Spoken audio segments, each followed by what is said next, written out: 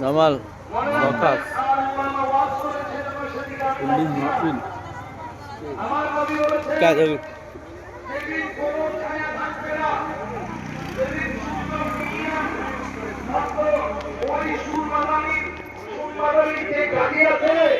এত উপরে থাকবে সূর্য, অর্থাৎ আপনার মাথার একেবারে কাছে অথবা 2 মাইল দূরে যেই সূর্য বর্তমানে 15 কোটি মাইল দূরে আছে, 15 কোটি কিলোমিটার দূরে আছে, সেই সূর্য কিয়ামতের দিন থাকবে মাত্র 2 মাইল দূরে এবং বর্তমান সূর্য থেকে 70 গুণ বেশি তার তাপ থাকবে।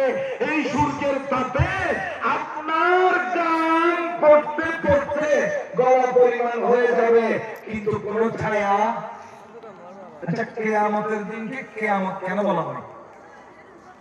Why is it called কিয়ামত?